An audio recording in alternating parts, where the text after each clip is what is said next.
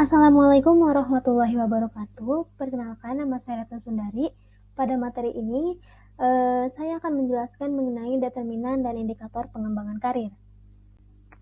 Menurut KBBI, determinan sendiri artinya adalah faktor yang menentukan.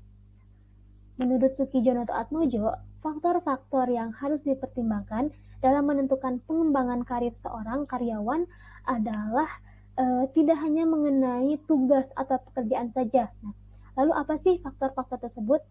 Yang pertama itu ada pandangan hidup. Seseorang yang memandang hidup hanya sebagai aspek kuantitas, cara menjalankan hidupnya itu hanya sekedar bekerja saja. Mereka menganggap bahwa kebutuhan atau bahwa tujuan hidupnya itu telah tercapai jika kebutuhan sandang, pangan, dan papannya itu terpenuhi.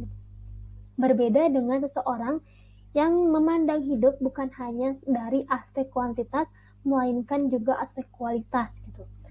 Maka cara dia menjalankan hidupnya itu bukan hanya sekedar bekerja saja gitu, tetapi bekerja yang lebih berkualitas untuk memenuhi kebutuhan fisik maupun non fisik. Nah, yang kedua itu ada dasar karir.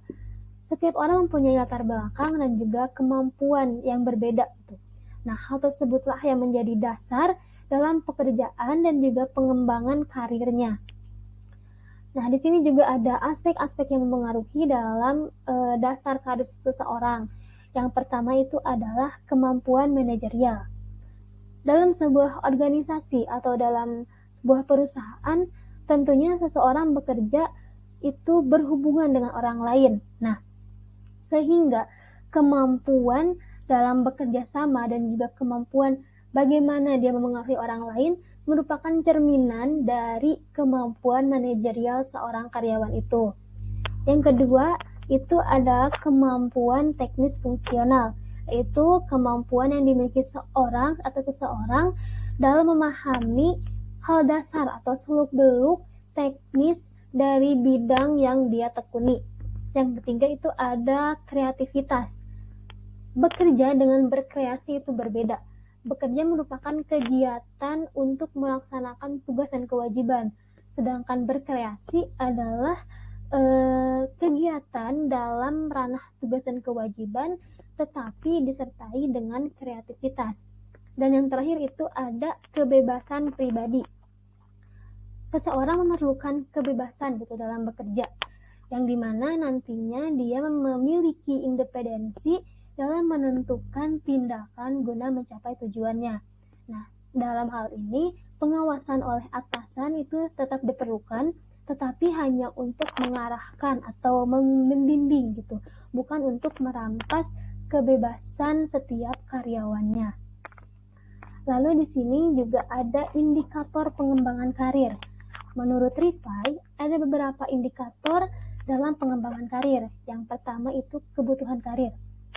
Kebutuhan karir ini membantu dalam menyesuaikan kebutuhan-kebutuhan karir internal setiap karyawannya. Yang kedua ada pelatihan. Dengan pelatihan ini itu digunakan untuk meningkatkan kemampuan dan juga keterampilan setiap karyawan.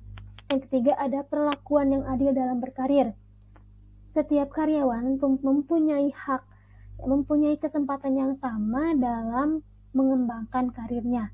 Yang keempat ada informasi karir.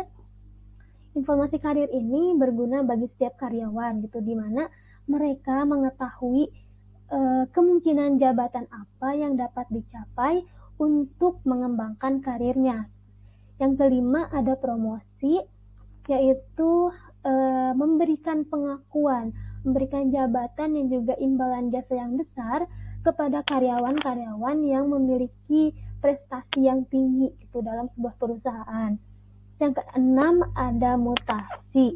Nah, mutasi ini memindahkan atau menempatkan karyawan dalam jabatannya yang didasarkan pada prestasi kerja.